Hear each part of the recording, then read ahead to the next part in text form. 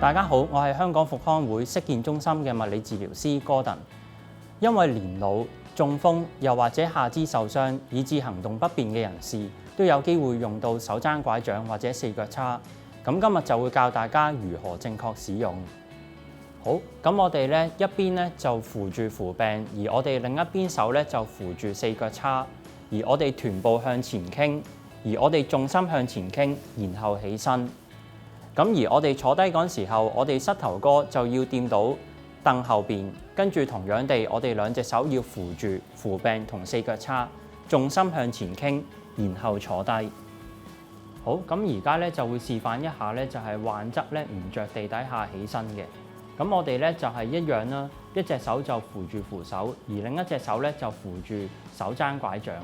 然之後我哋利用咧雙手同埋好腳，即係我哋右邊嗰隻腳。我哋咧就用力撐自己起身，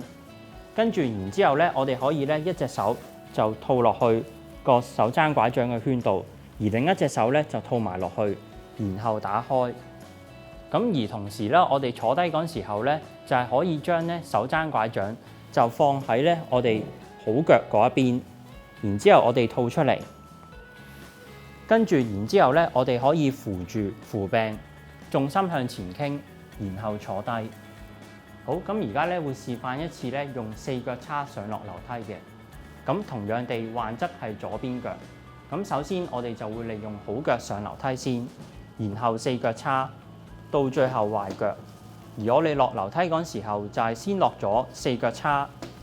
然後壞腳，到最後好腳。好，咁而家咧會示範一次咧，就係患腳，即係左邊腳不着力嘅情況下，就上落樓梯嘅，利用手踭拐杖。咁首先我哋一樣啦，手踭拐杖就夾喺腋下，然之後我哋就係隻腳靠近梯級邊，跟住我哋就利用雙手壓住個手踭拐杖，然後好腳上先，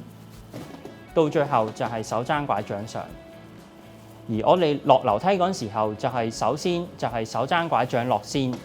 然後壞腳向前，然後好腳落地。